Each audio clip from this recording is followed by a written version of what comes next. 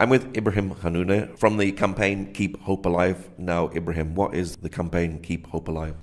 The Keep Hope Alive is one of the main campaigns run by the Joint Advocacy Initiative of the East Jerusalem YMCA and the YWCA of Palestine.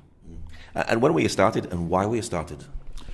Originally, we looked at the Palestinian, how it's going with the politics, how it's with the current situation. So we saw that the Palestinians were left with a few options. The main ones are, first is, to get back to negotiations, which has been going for the last 26, 27 years, and has not brought much to the Palestinians, while, settlements continue, the wall continue, and, all the occupation measures are still on the ground.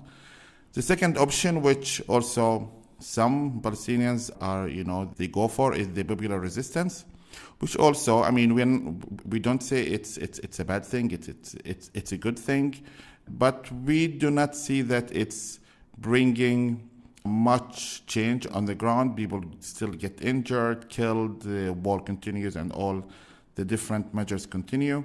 And this is why we believe, as many also Palestinian civil society organizations, that Israel has to be somehow forced to comply with international law, to stop its violations, to stop all the measures and end its occupation.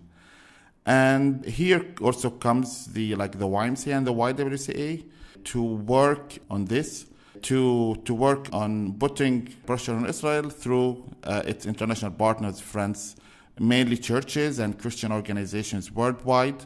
So to do advocacy work and lobbying among these networks to put pressure on Israel. And this is where the YMCA and the YWCA developed the Joint Advocacy Initiative. But of course, not to just raise awareness, Awareness is the first step, but the second step would be to get people engaged and involved in doing something.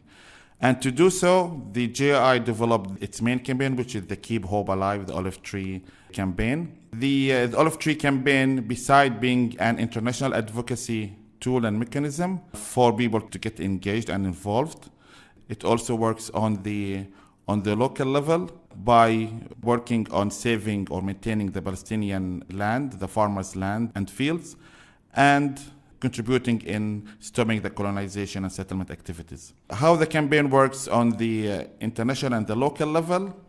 On the international level, by having people sponsor olive trees to be planted in threatened Palestinian fields, people would get this like a step of engagement. They will have a tree and their name planted in this threatened field. And people would be linked to this family, this farmer, this tree. They would be invited also to come and plant their own sponsored olive tree.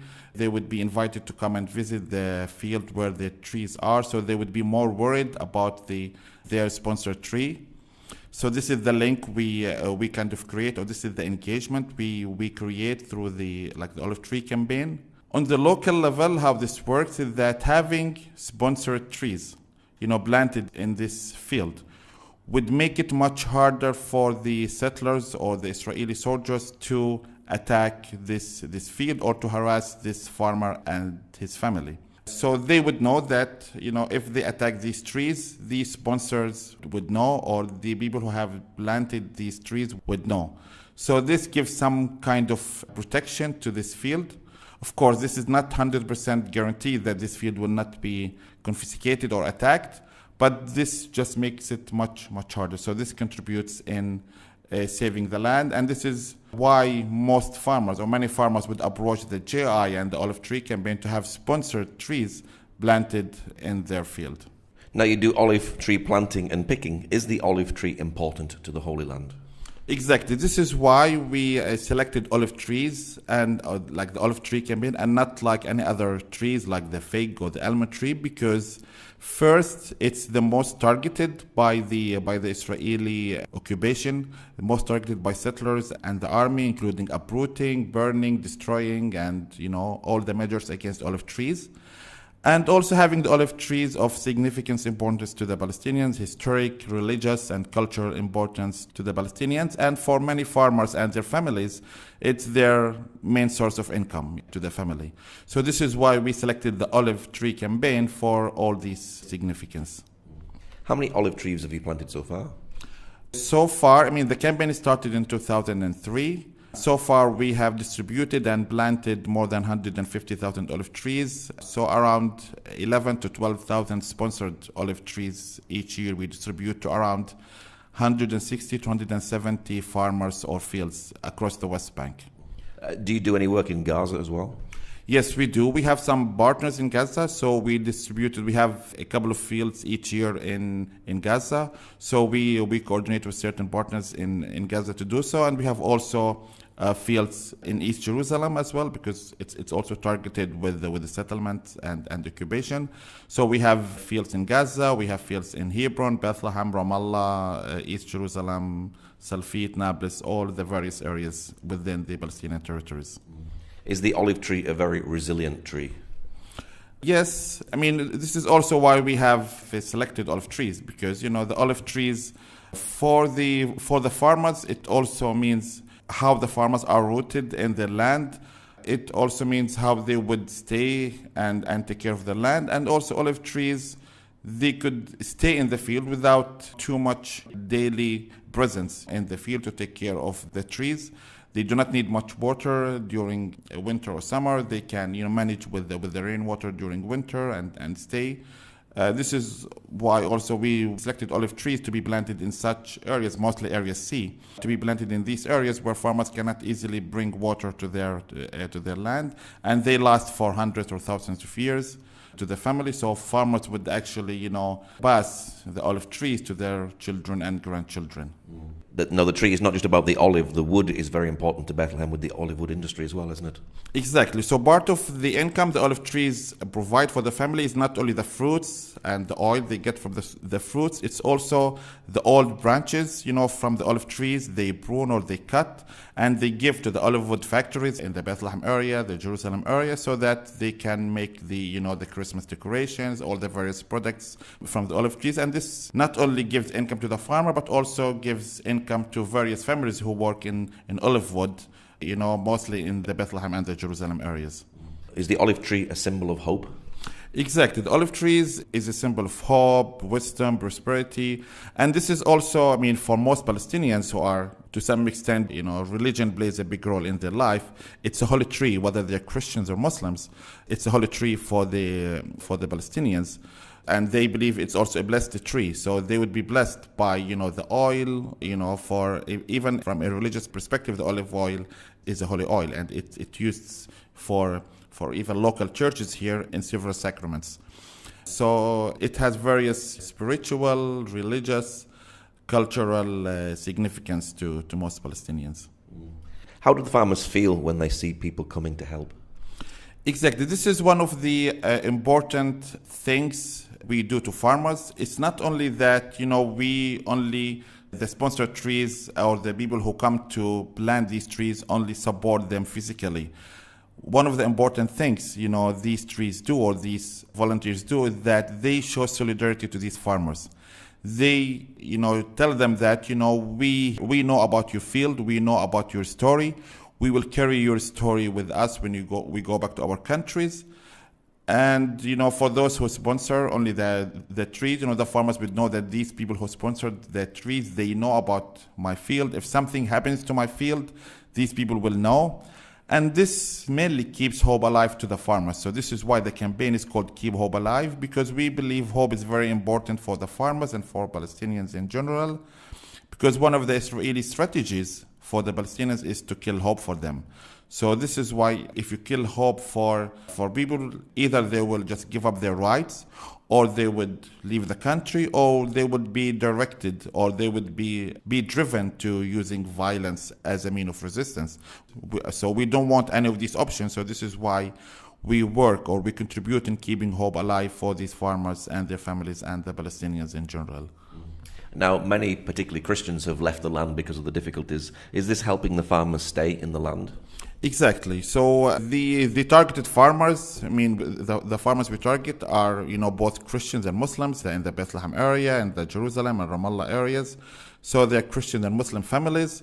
Many farmers, including Christians, they have lost their land, they have lost their trees, which is their main source of income for many of them. Instead of, losing hope, instead of giving up and thinking about immigrating and leaving the country because they don't have a land to farm anymore, including Christians. So we try to provide, we tell them, no, there is hope. We want you to stay in your land. We want you to take care of these trees. We would do our best to have you regain your income back and to also help your children also work in the field and, stay in the land and take care of the newly planted trees and pass it to them. And where do people come from to help come and plant these trees? We put an online public invitation so people can register at any age, any background. People can join and to either plant these sponsored olive trees or to help farmers pick their old olive trees. So people register. Mostly people would come from, Western countries, mostly Europe and the United States. Of course, we have each year also people come from Asian countries like Korea, Japan. I mean, we would love to have people come from all over the world. And the invitation is open, so people can be at the age of 8 or 10. We had people who were 10 years old who joined, and we had people who were 95 or 100 years old who joined. And of course, they could be Christian, Muslim, even Jews, of course, to come and join these activities and programs we organize each year in Palestine. Is this a fun time to go out and plant trees?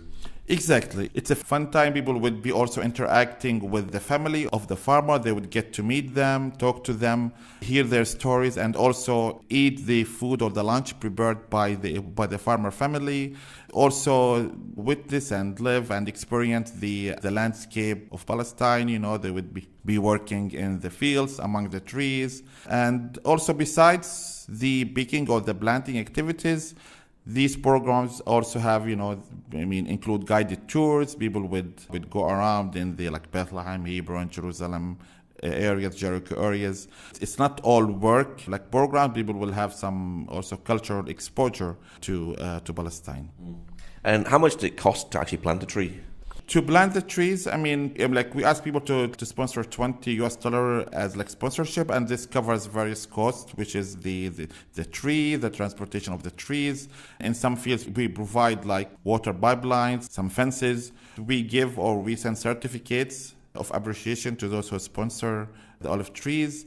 We put a stone plaque in each field with the names of the people who have sponsored these trees, whether they are individuals or the name of the group of sponsors. And of course, with the olive tree, we give a wood stake and a plastic cover and so on. So all these expenses go, for this sponsorship, we ask people for. How old is some of the oldest trees here in the land? We have some trees that are thousands of years old. One of the oldest olive trees in the Bethlehem area is 5,500 years old. And some farmers, when we meet and talk to them, they would tell us about the hundreds or the thousands of years old trees they have in their fields.